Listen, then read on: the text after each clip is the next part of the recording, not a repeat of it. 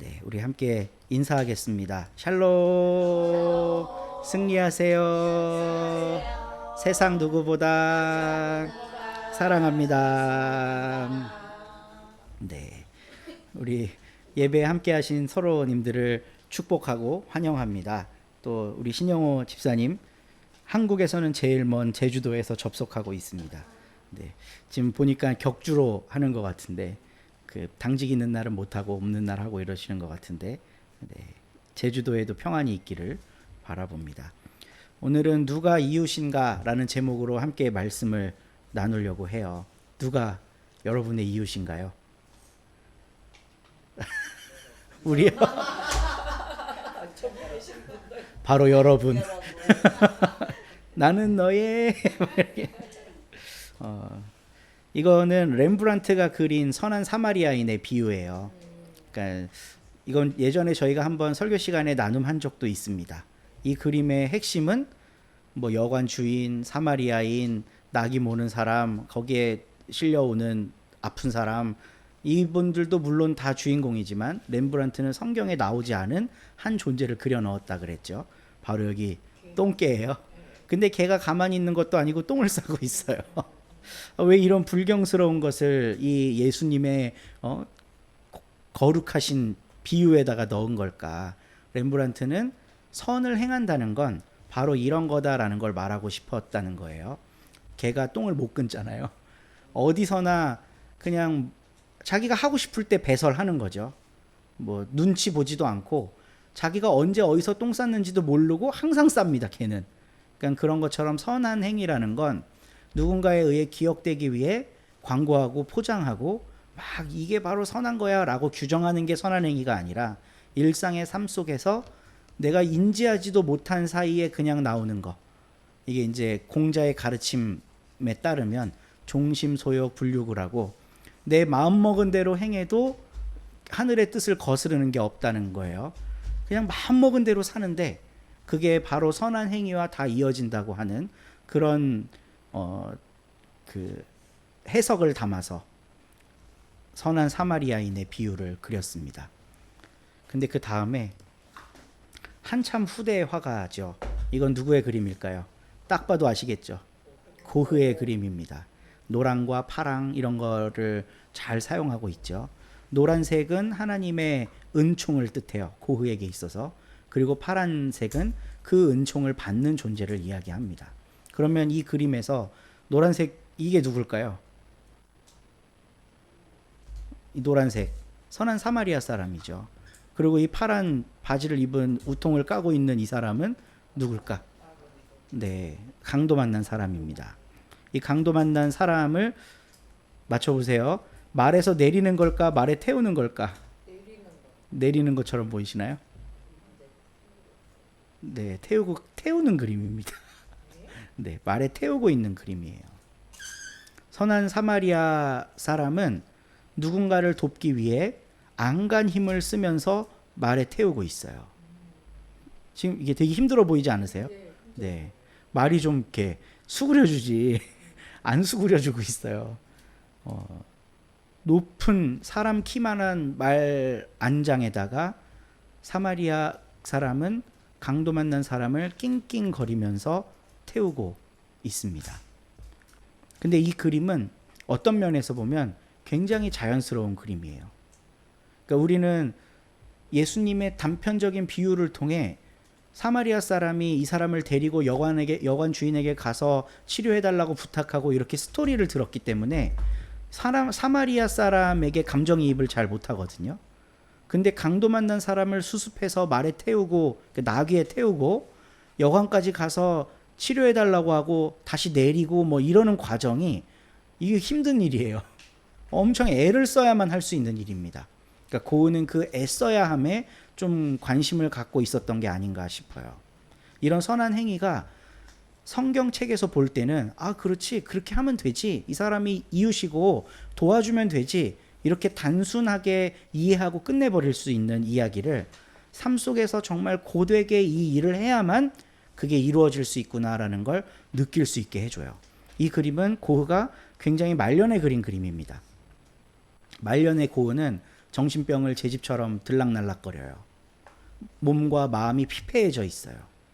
원래 고은은 뭐 목사 집안 출신이고 본인도 목사가 되기 위해 신학 공부도 했고, 그래서 탄광촌에 전도사로 부임해서 목사 수련 과정을 겪던 중에 그 탄광이 붕괴되는 바람에 수백 명의 어린아이가 죽는 걸 보고 목회를 그만하기로 결심해요.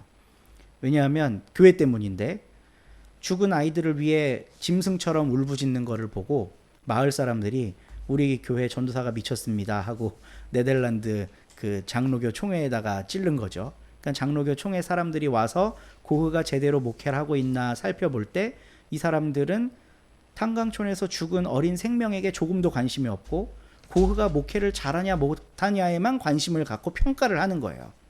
요즘식으로 하면 뭐 동주 어린이집 같은 경우도 평가 기간이 있는데, 평가 기간 되면 뭐 선생님들 청소하고 바쁘고 난리 나잖아요. 그런 평가하는 사람들이 와서 보는 게 뭘까? 이 아이들의 정신 건강과 육체가 건강한가? 이런 거를 살펴보는 게 아니라 자기들이 체크해야 할 항목대로 그냥 보고 가는 거죠. 뭐 교사 월급은 제때 지급됐는지, 깨끗한지 환경은, 이런 거 보고 그냥 가는 겁니다. 그러니까 예나 지금이나 국가가 주도하는 평가라고 하는 것은 변함이 없는 것 같아요. 교회도 마찬가지죠. 어떤 교회가 잘 되냐 못 되냐 이런 거를 평가하는 기준이 뭘까요? 너무나도 쉽게 불운입니다. 저보다 한 3, 4년 정도 빨리 우리 노회에서 개척한 교회가 있어요. 일산 동구 쪽에 있는 교회인데 거기 지금 성도가 한 300명 정도 모여요. 오수진 목사님이라는 분이 목회하는 데인데, 그래서 지금 총회에서 개척 훈련을 받는 이름이 똑같네요. 우리 이수진 집사님하고. 네. 총회에서 개척 훈련을 받는 거의 모든 목사들이 그 교회를 방문해야 돼요. 저는 갔다 왔을까요? 안 갔다 왔을까요? 갔다 왔죠. 개척하려면 무조건 갔다 와야 돼요. 처음 시작을 아는 집사님네 사무실, 사업체에서 했어요. 뭐 가족들하고 한 서너 명 모였겠죠. 근데 점점점 이게 커져갖고 지금은 한 달에 그 월세로 교회 임대를 위해 지출하는 비용이 700만 원, 800만 원 정도 된다 그래요. 그래서 저희가 그때 그 시찰을 하러 갔더니 개척하는 훈련생들, 저도 이제 개척하기 위해 훈련을 했어야 될 거 아니에요. 훈련생들이 가서 이제 그 시찰을 했는데 그런 고민들을 이야기하더라고요. 그러니까 이미 이게 교회가 확 커지면 해야 되는 고민이 달라지는 거예요. 이거 월세는 어떻게 해야 되지? 저거 하나 안에서 200만 원 아끼고 뭐 할까 안 할까? 이제 이런 쪽으로 다 생각이 된다는 거죠. 근데 교단이나 총회는 그런 규모를 갖춘 교회가 성공적인 사례라고 소개를 하고 있고, 그러니까 이런 건 없어요. 그 안에 있는 구성원들이 행복한지, 이 목사가 전하려고 하는 메시지가 우리 교단의 정신과 헌법과 우리 교단이 나아가려고 하는 방향과 일치하는지, 이런 거는 점검 항목이 없습니다. 어떻게 이렇게 빠르게 성공했는지, 관리는 어떻게 하는지, 이런 것도 보고 오는 거예요. 그러니까 고흐가 그런 네덜란드 교회의 개혁교회의 염증을 느끼고 목회를 안 하기로 결심을 해요. 그리고 나서는 그림을 그리면서 공동체 생활하려고 하다가 다 실패합니다. 그렇게 사랑하던 고갱하고 싸우고, 속설에 의하면 정설은 아닙니다. 고갱과 이별하면서 자기 귀를 잘랐다는 이야기도 있죠. 그러니까 그렇게 정신적으로 피폐해진 상황 속에 고흐의 말년은 굉장하게 불행한데요. 그 말년에 그린 그림이에요. 여기에서 고흐는 누구한테 감정이입을 했을까? 강도 만난 사람한테 이입을 했겠죠. 자기의 삶이 피폐하니까. 내가 강도 만난 사람 같아 라고 감정이입을 한 거 아니겠어요? 그래서 누군가가 나를 과연 도와줄까? 라는 마음으로 이 그림을 그리지 않았을까 싶어요. 근데 고흐를 도와주기 위해서는 이런 희생이 필요한 거예요. 근데 우리 고흐한테는 그런 이웃이 거의 없었습니다. 동생 테오랑 편지를 주고받는데 너무나도 외롭고 힘든 감정들을 잘 드러내고 있고, 그나마 테오가 근근히 보내주는 생활비, 이런 것들로 이제 연명을 하고 살아가고 있는데, 이때 고흐가 필요로 했던 사람이 사마리아 사람이었을 거라는 거죠. 오늘 우리가 읽은 본문은 누가복음은 아니에요. 사마리아인의 비유 말씀이 아닙니다. 마태복음 이야기예요. 우리 지난주에 그 예수님이 미움당한 이야기, 그리고 동전 때문에 시험에 걸릴 뻔하다가 오히려 그 걸려고 하는 사람들에게 한 방 먹이신 이야기, 이거를 나눴었죠. 근데 그 한 방 먹은 사람들이 열이 받은 겁니다. 그리고 그 이제 우리가 읽은 말씀 그 다음에는 사두개파 사람 이야기가 나오는데, 사두개파 사람들도 한 방 먹었어요. 바리새파, 사두개파 다 한 방 먹었죠. 그러니까 바리새파 사람들이 그 소식을 듣고 이거 예수 어떻게 하면 좋을까 하고 고민하다가 율법으로 한번 조져보자, 이렇게 생각을 하고 똑똑한 사람들이 출동을 한 겁니다. 이 이야기를 보면 저는 삼국지에 있는 한 고사가 생각이 나는데요. 이제 삼국지에 보면 위나라가 있고 총나라가 있고 오나라가 있어요. 총나라는 서쪽 지방의 이제 황궁이고, 오나라는 우리와 가장 가까운 그 강하 지방, 그러니까 지금의 그 청도 있는 부분 그 밑에 쪽, 이쪽이 이제 오나라입니다. 그리고 위나라가 북경을 포함해서 가장 큰 영토를 갖고 있었어요. 근데 이 위나라의 왕이었던 조조는, 그때까지는 왕이 아니었지만 황제의 권한을 찬탈해서 황제를 꼭두각시로 세워놓고 자기가 마음대로 조정을 농락하고 있었거든요. 그러니까 그 황실의 후예였던 총나라 유비랑 아주 명문가의 후손이었던 오나라 손권이 합세해서 위나라랑 싸웠어요. 그래서 그 싸운 대표적인 전쟁을 적벽대전이라고 부릅니다. 적벽가 이런 거 들어보셨죠? 적벽에서 조조를 패퇴시키고 쫓아낸 거예요. 근데 그때 촉하고 오하고 사이가 그렇게 썩 좋지는 않았는데 사이가 좋아지게 된 계기가 있습니다. 그 좋아지게 된 계기가 총나라의 이제 브레인이었던 제갈량이라고 하는 사람이 오나라에 가서 오나라 신료들하고 맞짱을 뜨는 거예요. 오나라 신료들은, 문관들은 그냥 항복합시다. 조조가 저렇게 강력한데 항복 안 하고 우리가 어떻게 이 땅을 지킬 수 있겠습니까? 항복하면 우리의 통치권 다 보장해 준다고 하니까 그냥 항복합시다. 이걸 중론으로 모으고 있었어요.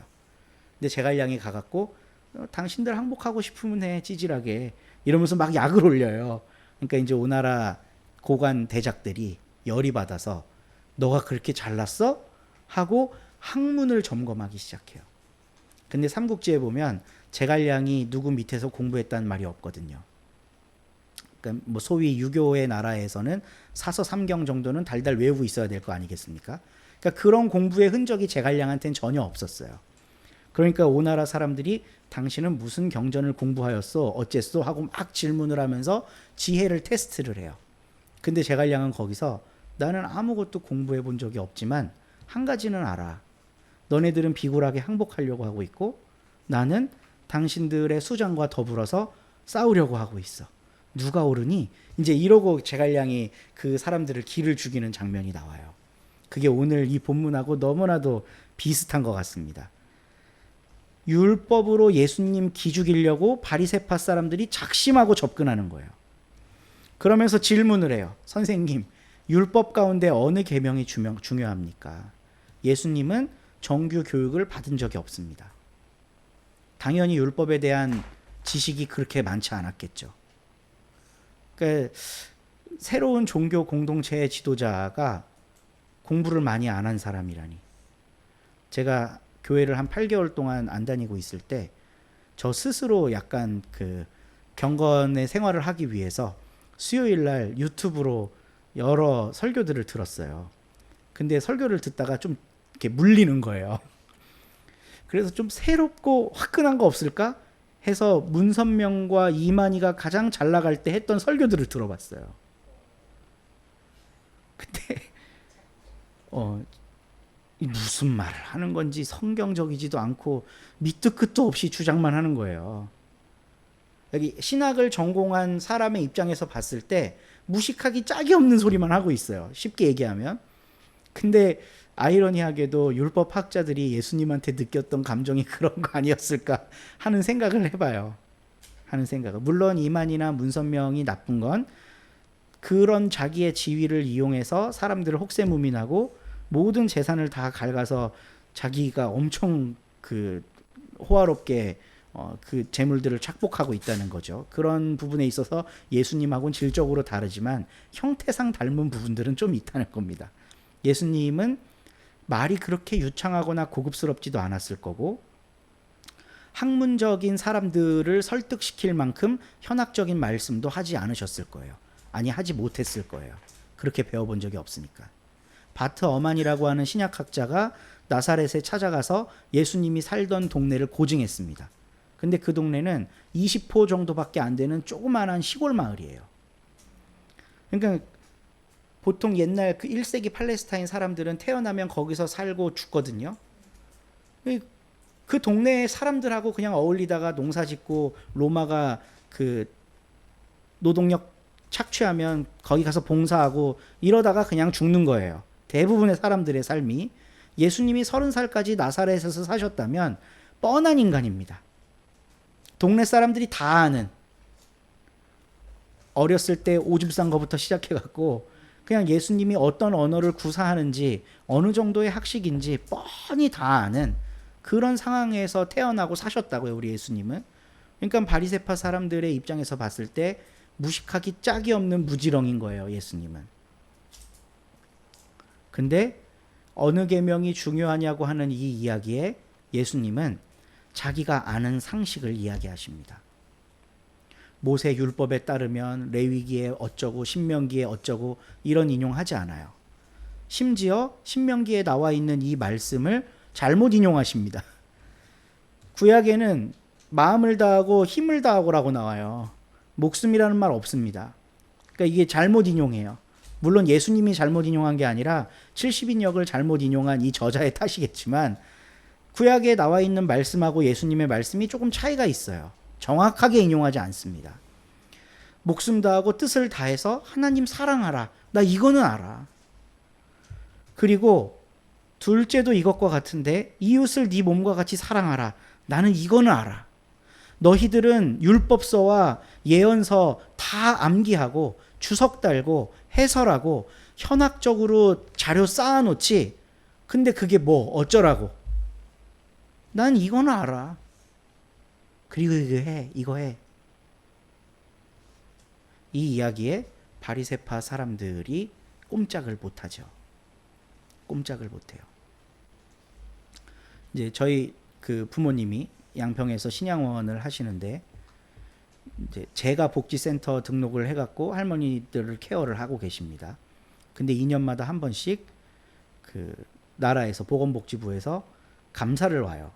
그러니까 정기 검사를 하러 와요. 근데 뭐 그 일지 쓰고 뭐 하고 이런 거가 이제 제가 많이 도와드려야 되는데 저도 바쁘다 보니까 못해서 늘 빵꾸가 나는 거죠. 이런저런 빵꾸가 나요. 그러면 직원들이 올 때마다 지적사항을 합니다. 아니 회의하신 거 사진 찍고 날짜 적고 이게 왜 어려워요? 이러는 거예요. 그럼 이제 김 권사님은 그게 나는 어려워요. 근데 할머니들을 사랑으로 진심을 다해서 케어하는 것만큼은 나는 자신 있어요. 그걸로 지금까지 버티고, 그러니까 더 질문을 제기하지 못하는 거죠. 뭐 행정적인 요건들이 떨어진다고 해도 예수님이 하신 이야기는 지금 그 얘기인 거예요. 나는 율법서, 뭐 예언서 달달달 못 외워. 아마 예수님은 글도 몰랐을 가능성이 매우 높아요. 글도 제대로.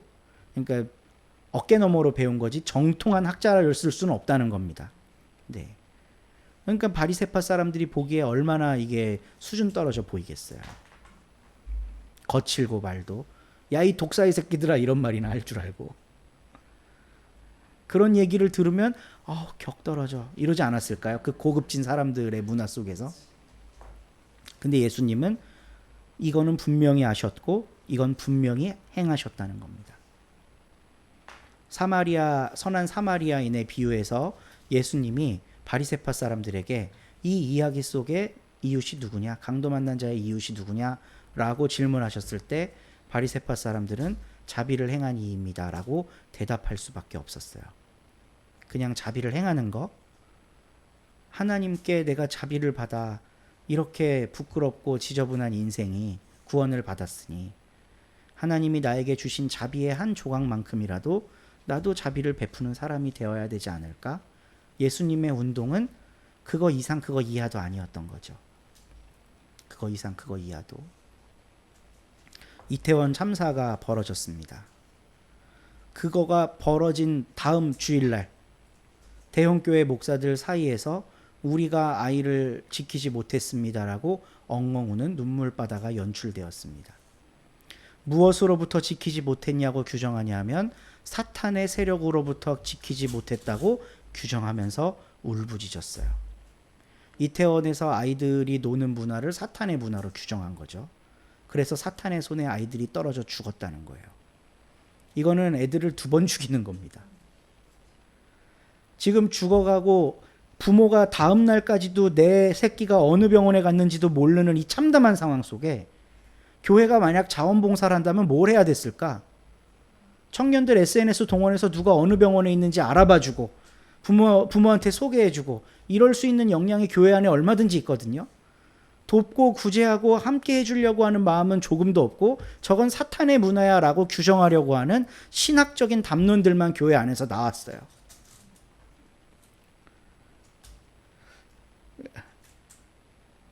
그게 오늘날 우리들의 바리새파적 영성이 아닐까요? 뭐 우리라고 그 친구들을 얼마나 도울 수 있겠냐마는 적어도 마음과 방향성만큼은 분명해야 할 것 같습니다. 예수님은 첫째 계명, 둘째 계명이라고 말씀하셨어요. 그래서 저는 어릴 때 목사님들한테 이렇게 배웠습니다. 이게 더 중요한 거고 이게 그 다음 중요한 거야.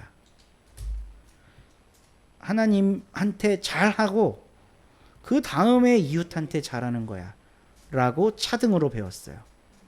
그럼 예배가 먼저냐 봉사가 먼저냐 해서 봉사는 항상 2순위로 밀려납니다. 근데 예수님은 이제 뭐 제가 헬라어에 능통한 사람이 아니어서 남들이 해놓은 해설에 기대할 수밖에 없지만 이거는 등수가 아니라는 거예요. 평행선에 놓고 얘기하셨답니다. 하나님을 사랑하는 사람이라면 사람도 사랑한다라고 등식으로 연결하신 거지 이거를 우선으로 하고 이걸 나중으로 해라라고 하신 말씀이 아니래요. 거의 모든 주석서가 그걸 이야기하고 있습니다. 제가 제일 좋아하는 그 대한성서공회 독일 성서 해설판 거기에 이게 그냥 이 해설 되게 짧게 해설되어 있거든요. 그 얘기밖에 없어요. 등식이 아니다. 이게 차등이 아니다. 똑같은 거다. 가톨릭에서 나온 200주년 성서 해설에도 그렇게 나오고요. WBC 해설에도 그렇게 나오고 국제 성서 주석이라고 하는 주석에도 그렇게 나와요. 이거는 차등해서 적용되는 사랑의 계명이 아니라 하나님 사랑과 이웃 사랑이라고 하는 건 동일선상성에 있는 거라고 모든 신학자들이 해석하고 있습니다. 근데 오늘날 우리들의 현실 속 교회는 이걸 차등해요. 이웃사랑 할 수 있지. 그런데 하나님 먼저. 제 모교회에서 질문이 많은 어린아이가 하나 있었어요. 저는 이제 20살이 넘어서 교사를 하고 있었고 그 아이는 초등학생이었는데 전도사님한테 그러니까 그때 저 말고 다른 전도사님한테 전도사님 하나님이 먼저예요? 부모님이 먼저예요? 이렇게 질문을 했어요. 근데 그 전도사님이 뭐라고 얘기할게요? 부모님이 먼저야 라고 말했어요. 근데 그러니까 여기서 끝났으면 해피엔딩인데 이 애가 담임 목사님한테 찾아간 거예요. 그래서 뭐가 먼저예요? 그랬더니 담임 목사님은 당연히 하나님이 먼저지라고 대답을 한 거예요. 근데 이 아이가 우리 전도사님은 엄마 아빠가 먼저라는데요. 이래서 이분이 한 3년 동안 사역하는 동안 진짜 죽도록 고생했습니다. 마음고생. 전에 간단히 제가 한번 설명드린 적이 있었는데 이분이 주일날만 봉사했고 그때 당시에 이미 40대가 넘어갔고 가장이라 생계를 했어야 되잖아요. 그래서 동네 서점에서 책 정리하는 아르바이트를 주중에 했거든요. 근데 그거를 담임 목사님한테 또 보고를 했네. 저 주중엔 이 일합니다 하고 뭐 하려고 해. 그냥 알아서 했으면 되지. 근데 주일 대예배 시간에 전도사님을 일으켜 세워놓고 하나님이라는 사람이 세상 일 해서 되겠냐라고 핀잔을 주기까지 했어요. 그리고 그때 당시가 이제 노무현 대통령 탄핵됐던 그 시기인데, 탄핵 정국이었는데, 이분이 조그마한 자기 이제 소형 차에다가 마티즈에다가 탄핵 무효 뭐 이런 거 붙이고 다녔었거든요. 그러니까 얼마나 미웠겠어. 엄청난 미움을. 근데 적어도 우리가 이 말씀을, 오늘 우리가 본 이 말씀을 예수님께서 하신 진실된 말씀이라고 받아들인다면 예수님은 하나님과 이웃사랑에 차등을 두지 않으셨습니다. 이 말씀 붙잡고 나아가는 우리 서로 공동체가 됐으면 좋겠습니다.